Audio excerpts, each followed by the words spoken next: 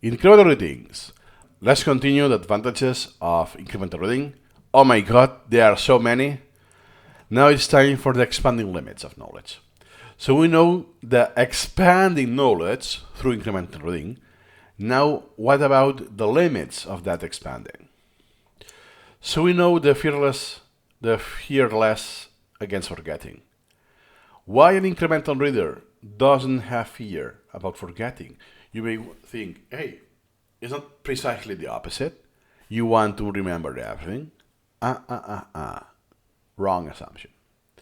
In incremental reading, knowledge recycling offers natural forgetting.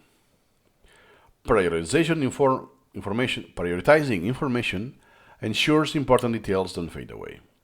You choose what to remember. I tell Supermemo, hey, I want to remember this, doing a close deletion, Alt Z. Hey, I want to see this again. Or hey, there's something here I want to keep, with Alt X, extracting.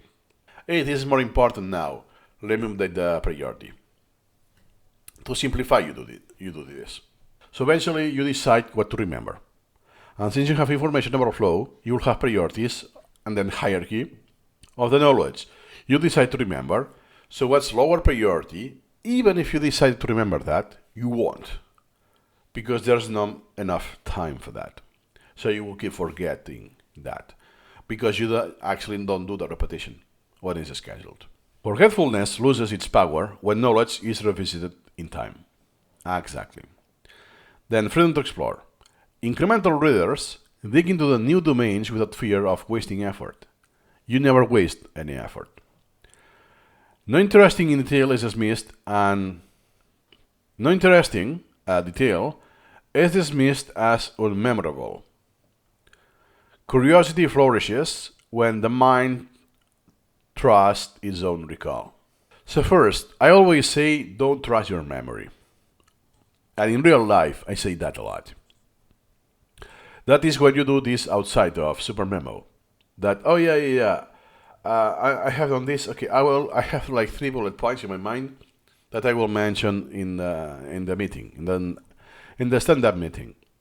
It's time for the stand-up meeting. 50 minutes later. Oh yeah, I remember I had 3 points, and that's it. I remember the fact that I wanted to remember something, but it's gone. Working memory. The limitations. That's why, if it's not on Supermemo, I won't have faith with that. I don't trust it. But if it's in Supermemo, I will trust my own recall, because it's there, in the collection, and I will see it eventually. So I won't trust it in case it's very low priority, like 90-something%. That I perhaps don't know it today. If I search for that element and happens to be that I have forgotten, this may happen because we are not perfect, but I will just glitch it or just lapse it and start the process again. So it's just not yet. No, it's not ever. That's why curiosity flourishes when the mind trusts its own recall. That I don't worry about, will I remember this? Will I forget that? I don't know. I don't care. What I will do is I will put this in Supermemo and follow the algorithm, trust the algorithm, and I will just pursue my curiosity. And if it's low priority enough, that won't be true. And if it's high priority enough, it will be true. That's it.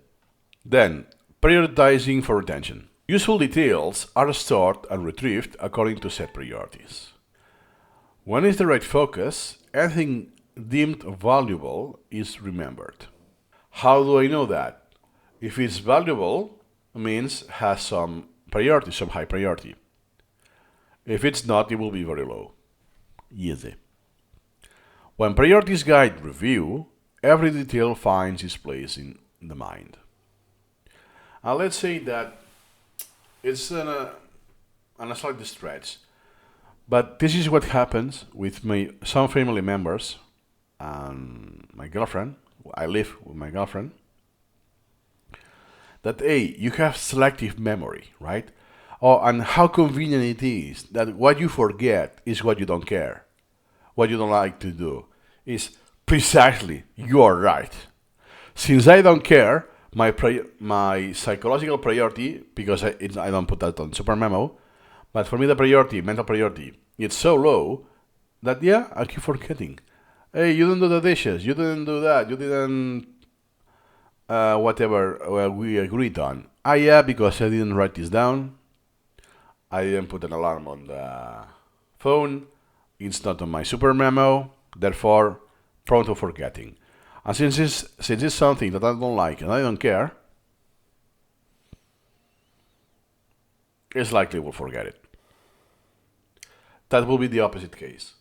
So now if we go back, something I do care, with the right focus, anything deemed valuable is remembered.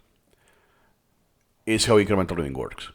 Because if you have high priorities, you will see this with shorter reading intervals, you'll have more repetitions, you'll have a lot more opportunities to discover you have forgotten that, taking action, why you keep forgetting this. It's because it's poor formulation, it's way semantic, you cannot connect this with anything you know, it's too advanced, stuff like that. Pushing the limits. Incremental reading invites continual expansion of knowledge boundaries. There's never an ending. As I mentioned in the last video, expanding knowledge, the limit will be your lifespan. High priority data remains easily accessible for future use because it's never an ending.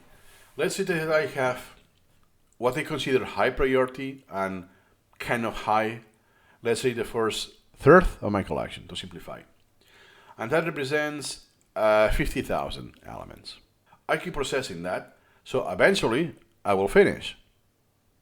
So there will be more elements later in the outstanding queue, but what will happen then? That while I process and learn those elements of high priority, I will be creating new elements of lower priority, so I will not see those, but also of the same priority range. So the number keeps growing and growing, and grows in a faster speed. That means that it's never ending. This cannot be ever done.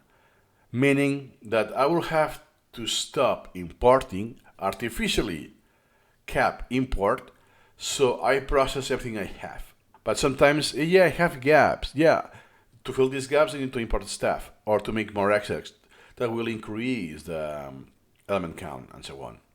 That's why, even if you only care about high priority, what's inside your priority protection, it's doomed because it will be growing forever. That's why high priority data remains accessible for feature use. The feature is always there. There will be no day that in the future you will not import anything. That, hey, I'm done. I no longer need incremental reading, only to keep the flashcards I already have. I'm done. I need no more knowledge. This is not going to happen. Then, no limits exist to what can be known when forgetting is themed.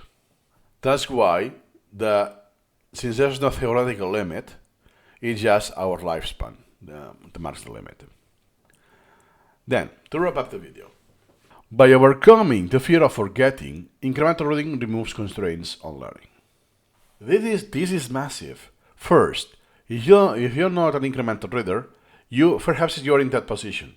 You don't fear forgetting, but just being naive. You are overestimating by a huge mile your capacity to retain information. You are forgetting a lot, but you're not aware of that forgetting. If you had a collection of everything you have read and memorized at some degree, and then thrown to your face, hey, those are all of the things you have forgotten, but you knew sometime, you'll be able to scroll the thousands of facts you have forgotten. But since you don't have that, because you have forgotten already, you're not aware of your forgetting. So an incremental reader will be more knowledgeable about the forgetting, that, hey, I keep forgetting the low priority stuff, 95% retention rate means 5% it's always gone, stuff like that. And what I do outside of Supermemo, I'll realize, oh bro, I'm really forgetful. But at the same time, I do trust the algorithm. And I know, based on my anecdotal evidence, that this works. I do remember a lot of stuff. Not today, because it's in the long term. Then, what once seemed irrelevant or too minor to remember can now fall deeper inside. That is falls in the diminishing returns. That not now, but now after 5 years, that piece of information that is just, oh my god, so minute detail in Supermemo, now for me this makes sense. Hey, I know a ton of knowledge now more recently, in December 2024. I got my hands into collections, collections that Supermemo offered in 1999, stuff like that. And hey, now I see some details that carry over old collections. That they had less features than something that, yeah, I never had so much old material, so I never had this opportunity to discover that. But this is just so tiny that this only applies if you want to import or to transform collections that are 25 years old. How applicable is that? Very minor. For now, only a few collections that Piotr shared with me that are still not available. Then, once freed from forgetfulness, the mind can roam anywhere knowledge reckons. Imagine you are self directed, you do what you want, and you are free. Your mind is free because you know you have tool, the right method. It's just a matter of time to win the victory. So you are just freed of everything. You don't worry if you will remember that, like if it goes for an exam. You will remember that eventually. You will achieve your own limits. That's why you will be the genius version of yourself, because you will have the capacity that with the time commitment you invested, you will achieve the highest wisdom possible, the highest capacity to solve problems or to be creative. You did everything in your hands. You achieved your limit. So imagine a person who now, perhaps that is you. You're young. You start with incremental reading at young age. What will be of you when you are 65? Pwah! No most likely no human on Earth in the 17th century or 18th century will compare to you. Imagine. That's all for now. See you incrementally.